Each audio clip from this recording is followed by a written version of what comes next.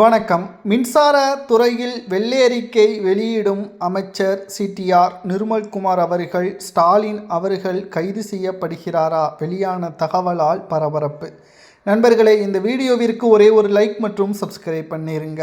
தமிழ்நாடு மின்சார வாரியத்தின் நிதி செலவினங்கள் குறித்து வெள்ளை அறிக்கை வெளியிடப் போவதாக அமைச்சர் தற்பொழுது தெரியப்படுத்தியுள்ளார். கடந்த கால திமுகவின் ஆட்சியில் பல மோசடிகள் மின்சாரத்துறையில் நடைபெற்றுள்ளது. சுமார் 6 லட்சம் கோடி வரைக்கும் தமிழ்நாட்டில் கடன் மின்சாரத்துறையில்தான் அதிகரித்திருக்கிறது. இதற்கு முன்னால் திமுகவின் மின்சாரத்துறை அமைச்சராக செயல்பட்ட செந்தில் பாலாஜி அவர்கள் பல டெண்டர் ஊழல் முறைகேடு, கிட்டத்தட்ட நிலக்கரிகள் கொள்முதல் செய்யக்கூடிய நிறுவனங்களிடம் இருந்து கமிஷன்களாக பெறப்பட்டு தரைக்குறைவான கொள்முதல்களை செய்துள்ளார்கள். இதனால்தான் மின்சாரம் தடை நடைபெற்று கொண்டிருக்கிறது.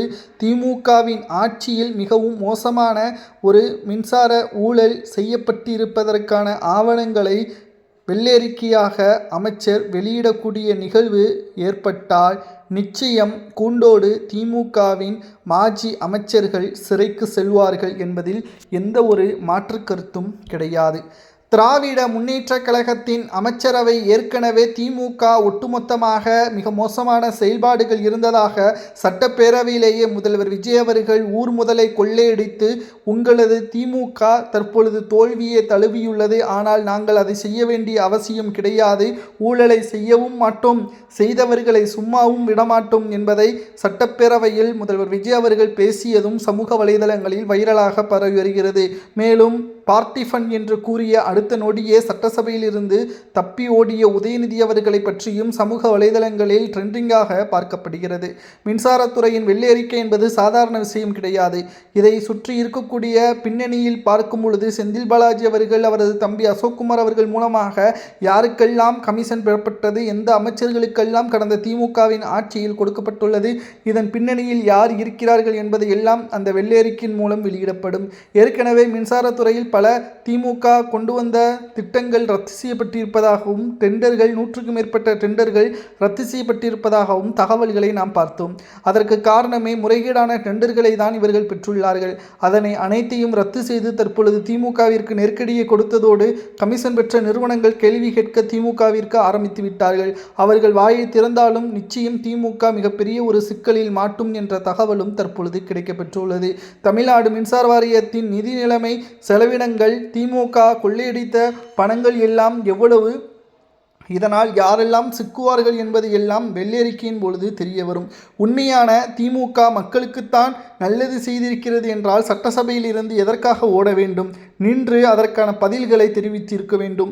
பார்ட்டி ஃபண்ட் எந்த கட்சி கொடுத்தது என்பதை முதல்வர் விஜய் அவர்களிடம் கேள்வி கேட்டிருக்க வேண்டும். ஆனால் எதற்கும் பதிலளிக்காமல் சட்டசபையில் இருந்து ஓடுவது சரியா என்ற கேள்விகளையும் தற்பொழுது சமூக வலைதளங்களில் மக்கள் கேட்க ஆரம்பித்து விட்டார்கள்.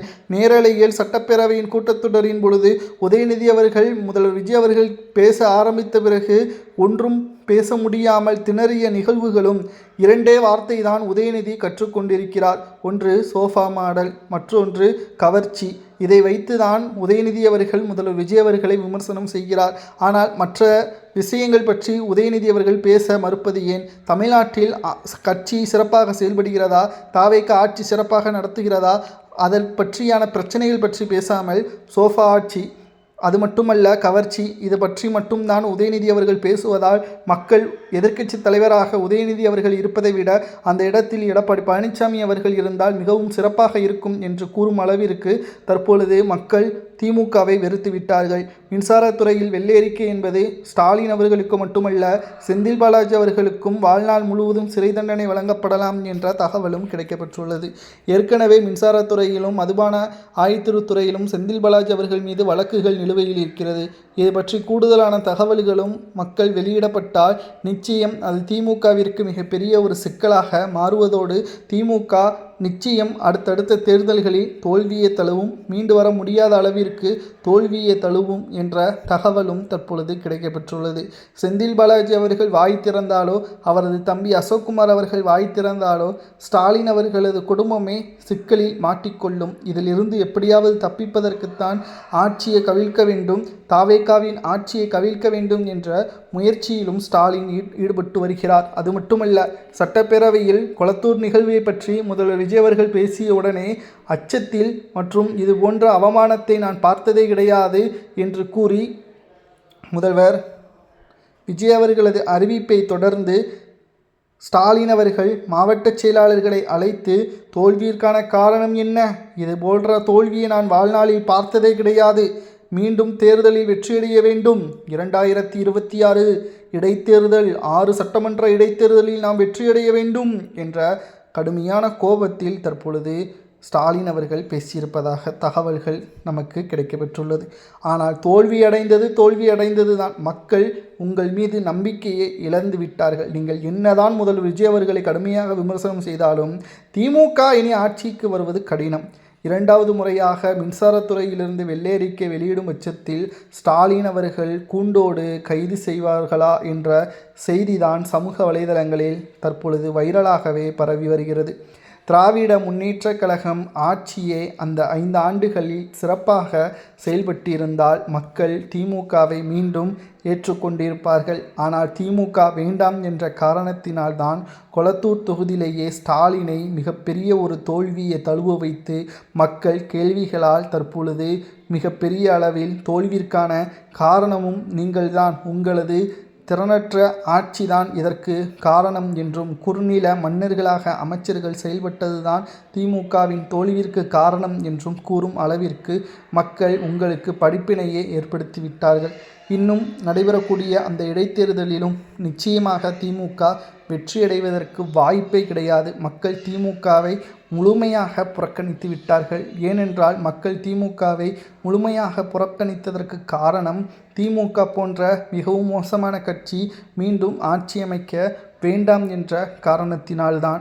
வெள்ளை அமைச்சர் சிடிஆர் நிர்மல்குமார் அவர்கள் நாளை காலை 10:30 மணி அளவிற்கு வெளியிடுகிறார். அப்பொழுது யாரெல்லாம் கைது செய்யப்படுகிறார்கள், அந்த அறிக்கையில் என்னவெல்லாம் இருக்கிறது என்பதை நாம் ஒவ்வொன்றாக வெளியிடப் போகிறோம். ஏனென்றால் மின்சாரத்துறையில் சாதாரணமாக நினைத்துவிடக்கூடாது, பல லட்சம் கோடி அதில் தான் இருக்கிறது. இதில் பல கோடிகள் செந்தில் பாலாஜி அவர்கள் சைனாவிடம் இருந்து டிரான்ஸ்ஃபார்ம்களை கொள்முதல் செய்து ஊழல்களையும் முறைகேடுகளையும் செய்துள்ளார். இந்த பணங்கள் சபரீசனுக்கு சென்றதாகவும் கூறப்படுகிறது. இதன் மூலமாக சிடிஆர் நிர்மல்குமார் அவர்கள் வைக்கக்கூடிய அந்த வெள்ளை அறிக்கையின் மூலமாக செக் ஸ்டாலினையும் சபரீசனையும் செந்தில் பாலாஜியையும் ஒரே நேர்கோட்டில் வரவழைத்து அனைவரையும் கைது செய்யக்கூடிய ஒரு சூழலை உருவாக்கினால் அது தமிழ்நாட்டில் அரசியல் பரபரப்பை ஏற்படுத்தும் என்றும் கூறப்படுகிறது. இதை பற்றி உங்களது கருத்துக்களை மறக்காமல் கமெண்ட் வாயிலாக கூறுங்கள். இது போன்ற அரசியல் செய்திகளை தெரிந்து கொள்ள ஒரே ஒரு லைக் மற்றும் சப்ஸ்கிரைப் பண்ணிடுங்க. நன்றி, வணக்கம்.